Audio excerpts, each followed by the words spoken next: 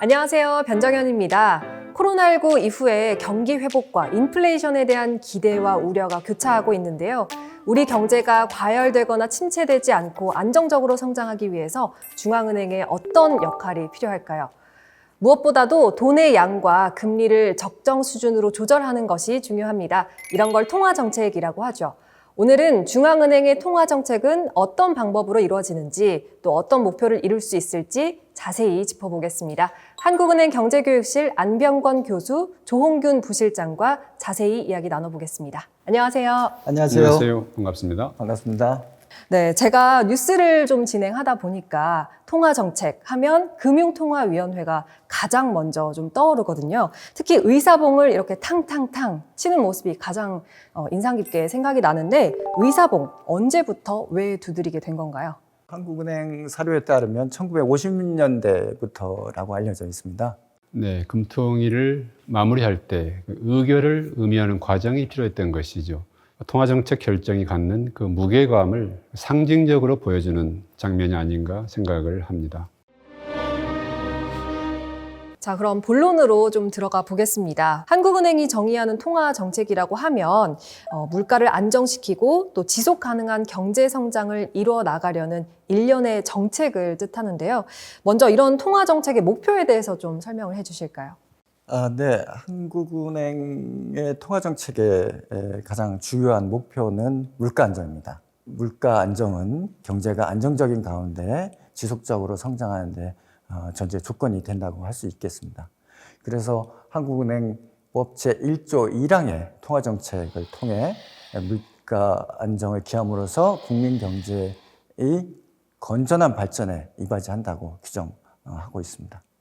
또 하나의 통화정책의 중요한 책무는 금융안정입니다. 금융위기 이전에는 통화정책은 물가 안정에 주력하고 금융위기나 발생하면 사후적으로 통화정책이 대응하는 거로 대체적인 합의가 이루어져 있었습니다. 그러나 금융위기를 겪으면서 통화정책은 사전적으로도 금융안정을 신경 쓸 필요가 있겠다는 게 대체적인 견해로 이루어져 있습니다. 그래서 2011년 한국은행법을 개정하면서 통화정책은 금융안정에도 유의해야 한다라고 규정했던 거죠. 한국은행의 물가 안정 목표라는 것도 있더라고요.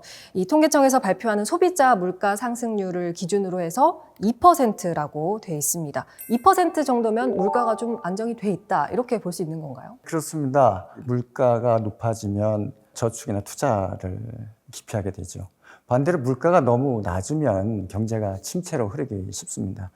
그래서 물가가 너무 높지도 않고 낮지도 않고 그래야 경제가 지속적으로 성장할 수 있는데 우리나라나 주요 선진국들은 대부분 2%의 인플레이션을 적정 인플레이션으로 보고 물가 안정 목표를 설정해서 통화정책을 운영하고 있는 거죠. 참고로 미국 연준과 유럽 중앙은행 등은 대체로 2%를 기준으로 통화정책을 운영하고 있습니다. 미 연준의 경우에는 금번 코로나 경제 위기에 대응하는 과정에서 보다 신축적인 형태의 평균 물가 목표제라고 하는 새로운 제도를 도입한 바 있습니다. 이처럼 나라별로 물가 안정 목표의 운용 방식에는 다소의 차이가 있습니다. 그렇군요.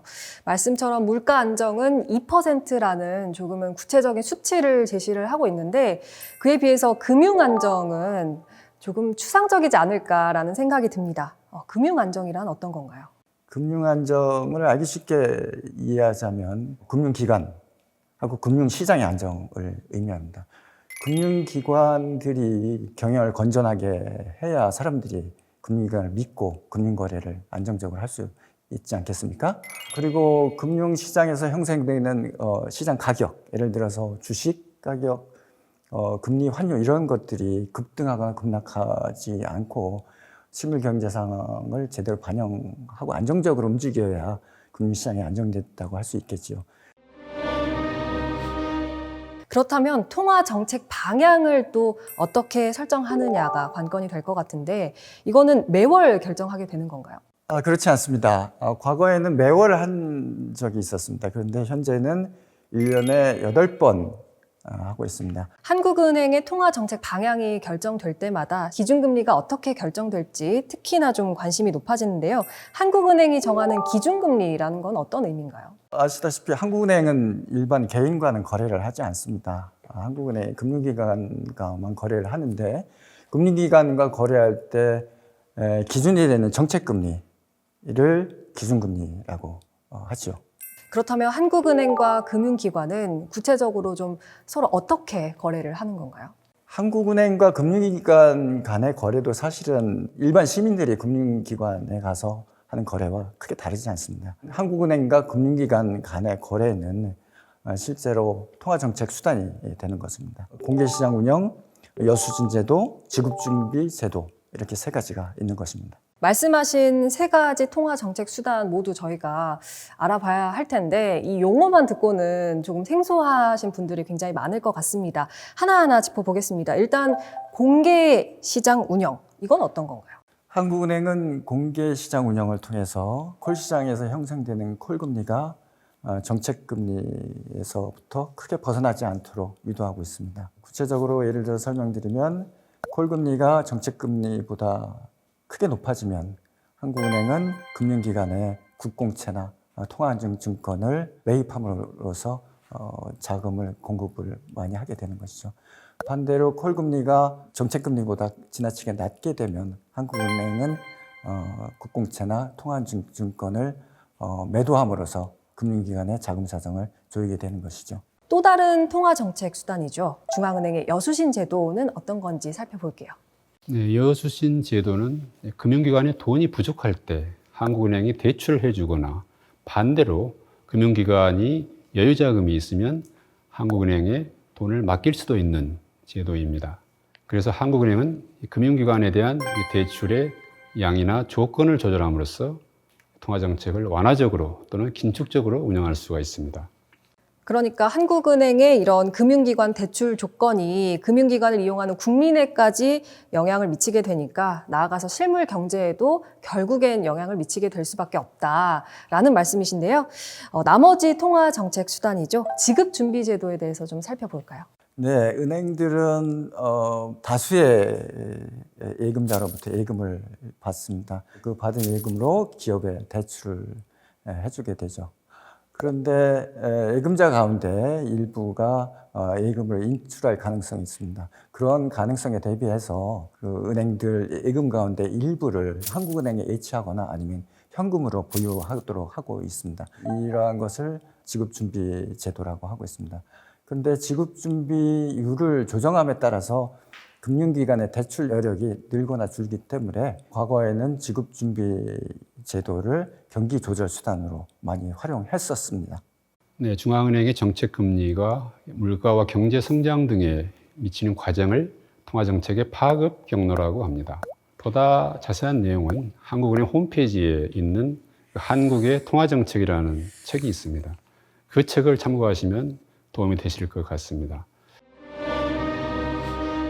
기준금리를 결정할 때 여러 가지 경제 지표나 상황들을 고려를 해야 할 텐데 특히나 보는 지표들이 좀 있을까요?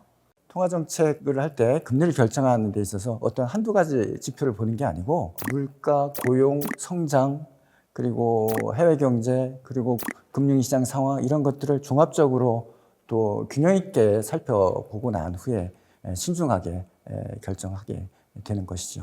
여러 가지를 반영해서 종합적으로 기준금리를 결정한다는 말씀이신데요. 금리가 실생활에까지 영향을 미치는 만큼 대중과의 소통도 굉장히 중요하지 않을까 싶습니다. 한국은행은 통화정책의 소통을 위해서 많은 노력을 하고 있습니다. 금융통화위원회에서 정책을 결정하고 나면 통화정책 방향이라는 결정문을 발표합니다. 그리고 정책 결정 내용과 배경 등에 대해서 금융통화위원회 의장인 총재의 기자회견이 이어집니다. 이것을 통해서 우리 국민들이 통화정책을 보다 잘 이해할 수 있도록 도움을 드리고 있습니다. 네, 제 역할이 아무래도 뉴스 전달자다 보니까 한국은행이 뭐 통화 정책 방향을 결정하는 결정문 발표라든지 기자회견 이런 거는 뉴스를 통해서 굉장히 잘 접하고 있고 아마 보시는 국민들께서도 이런 부분에 대해서는 굉장히 익숙하실 거라고 생각을 합니다. 이런 시그널링이 사람들의 기대를 중앙은행이 원하는 방향으로 좀 변화시켜서 물가나 금융 안정이라는 목표를 좀 더 수월하게 달성하도록 한다는 데 의미가 있겠네요. 맞습니다. 사람들의 기대를 변화시켜서 통화정책의 목표를 보다 효과적으로 달성하게 하는 것이 통화정책 커뮤니케이션의 기본 역할이죠. 오늘날 커뮤니케이션은 중앙은행 업무의 필수 요소로 자리하고 있습니다. 하지만 과거의 통화정책은 이와는 거리가 있었죠. 일례로 영국 중앙은행 총재를 역임했던 몬테규 노먼경의 모토가 바로 설명하지도 사과하지도 말라였습니다. 당시 중앙은행과 금융시장이 선도자와 추종자 관계에 있었기 때문에 통했던 얘기입니다. 하지만 중앙은행과 금융시장이 동반자 관계, 파트너십 관계에 있는 오늘날의 통화정책에서는 커뮤니케이션이 아주 중요합니다.